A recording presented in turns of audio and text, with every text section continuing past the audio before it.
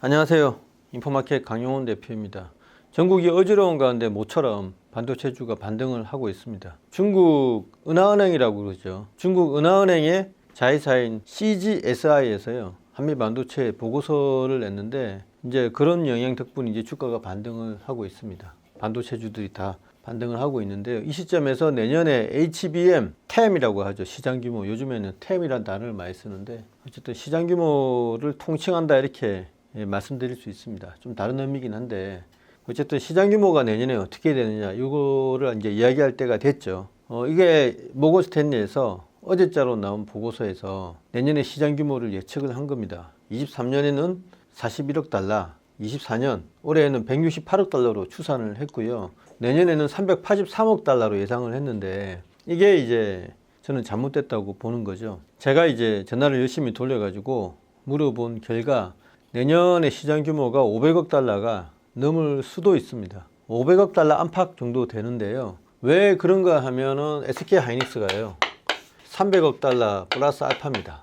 마이크론 테크놀로지가 100억 달러고요. 삼성전자가 한 100억 달러 돼서 이게 500억 달러 플러스 알파가 되거든요. SK 하이닉스 알파는 여러 가지 의미가 있는데, 엔비디아가 추가 주문을 줄 수도 있고요. 지금 구글에서 SK 하이닉스에 대해서 맞춤형 HBM을 만들어 달라고 요청이 왔다고 합니다. HBM 2인지 3인지 확인은 안 되고 있는데, 이런 거에 대해서 대응을 잘 하면 플러스 알파가 나올 수 있다는 거죠. 그러니까 여기 숫자는 어떻게 탑다운 방식으로 했는지는 모르겠는데, 아마 엔비디아나 이런 쪽에서 뭐 숫자를 받아가지고 했을 수도 있습니다. 모건 스탠리에서. 근데 저는 이제 거꾸로 바텀업 방식으로 다 이렇게 물어보니까 지금 500억 달러가 넘거든요. 일전에 해외 조사기관에서 550억 달러 이야기를 해서 제가 절대 그렇게는 되지 않을 거다라고 했는데, 제가 틀렸습니다. 이후에 SK 하이닉스도 방향을 바꿔가지고요, 뭐 몇 달 안 되는 사이에 처음에 28조 매출액에 14조 원 이렇게 말을 했다가 32조 원 정도에 15조, 16조 원 이렇게 이야기를 했다가요, 최종 버전이 40조 원 이상의 매출액에 20조 원 이상의 영업이익이라고 말을 바꿨다고 제가 말씀드렸지 않습니까? 그래서 최종 버전은요, 300억 달러 플러스 알파입니다. 300억 곱하기 환율 1,400원 하면 딱 42조가 되지 않습니까? 그래서 알파가 되는 건데, 제가 봤을 때는 한 43조도 가능하지 않을까. 만약 그렇게 되면은 영업이익이 21조, 22조 나오는, 그렇게 되는 거죠.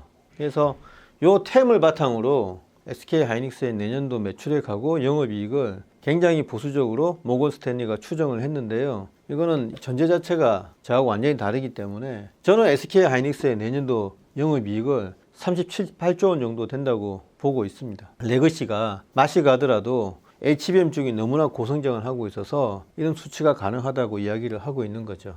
제 이야기하고 증권사의 보수적인 이야기하고 어떻게 차이가 나냐, SK 하이닉스가 이 증권사의 수치를 믿는다면 내년에 추가 증설이나 이런 거는 안 할 가능성이 높습니다. 근데 제가 확인을 해보니까요, 지금 추가 증설을 하려고 하고 있거든요. 이 300억 달러의 매출을 올리려면 월에 20만 장 이상, 그러니까 여기서 만장이라는 거는 이제 웨이퍼 개수를 말하는 건데요, 20만 장 이상을 HBM 쪽으로 할애를 해야 됩니다. 21만 장, 22만 장 이렇게 된다고, 이렇게 보는 외국인도 있다고 했죠. 심지어는 25만 장까지도 보는 외국인이 일부 있습니다. 그래서 300억 달러 이상이 되려면 월에 20만 장을 해야 되는데, 지금 캐파 증설이 되냐? 안 됩니다. 그럼 어떻게 하느냐? SK 하이닉스에서 레거시 쪽에 투입된 웨이퍼를 이쪽으로 돌린다고 합니다. 전공정에 많은 시설이 가 있지 않습니까?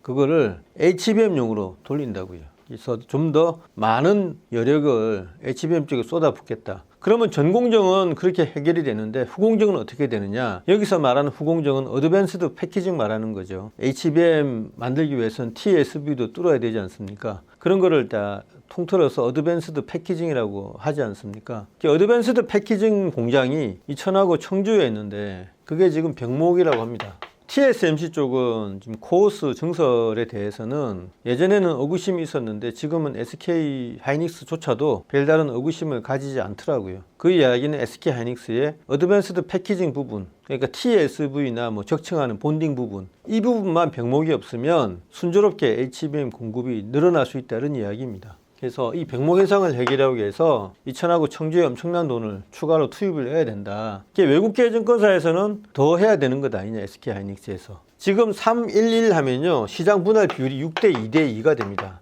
국내 애널리스트 일부분에서는 마이크론 테크놀로지가 이가 될 수 있냐, 삼성전자하고 비슷한 건데 지금 된다고 합니다. 국내 증권사에서는 그걸 무시하고 있는데요. 마이크론이 내년에 레거시 쪽을 HBM 쪽으로 돌리는 SK하이닉스하고 똑같은 전략을 써서라도 이게 20%의 시장 점유율을 노리고 있습니다. 그럼 6대 2대인데 지금 과거는 과거다 이거예요. 지금 요 시장 점유율이 SK하이닉스의 현재 상황을 보여주긴 하지만 주가는 미래를 반영하기 때문에 이것보다도 더 공격적인 모습을 보여줘야 된다 이겁니다. 그래서 SK하이닉스가 60% 시장 점유율이 아니고 70%, 75%까지 끌어올려야만 주가가 그제서야 시총 200조를 넘는다, 300조를 넘는다 이렇게 외국인 투자자들은 보고 있는 거죠. 좀 억울한 측면이 없는 게 아니지만 어쨌든 시장은 그렇게 보고 있으니까 SK하이닉스에서는 내년도 공격적 증설을 해서 주가를 끌어올리고 외국인 투자자들한테 어필을 하느냐, 아니면은 이 모건 스탠리의 보수적인 전망에 맞추어서 그냥 안주하느냐,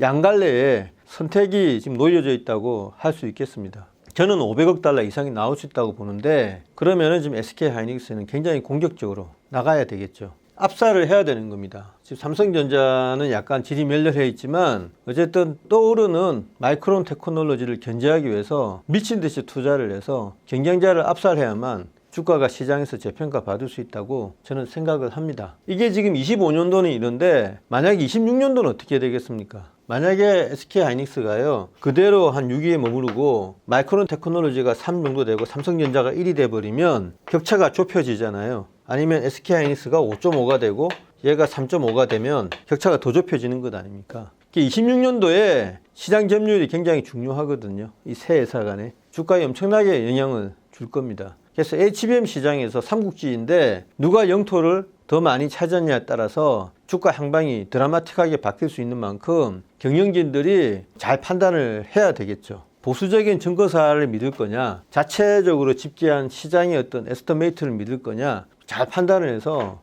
해야 됩니다. 이게 각 회사의 주가뿐만 아니고요. 한미 간에 HBM을 둘러싼 이 명운을 건 전쟁이 지금 벌어지고 있는 거거든요. 여기서 판단을 잘못하게 되면 D램은 중국이 가져가지 않습니까? 레거시 쪽이. 근데 하이엔드 메모리 HBM에서 미국 쪽에 영토를 내주는 어이없는 웃지 못할 결과가 발생할 수도 있습니다. 주가도 힘을 못 쓰게 될 거고요. 실제로 미래 먹거리를 뺏기게 되는 셈이 되죠. 현명한 결정을 해서 공격 앞으로 더 공격적으로 투자를 해야 된다고 생각을 합니다. 네, 감사합니다.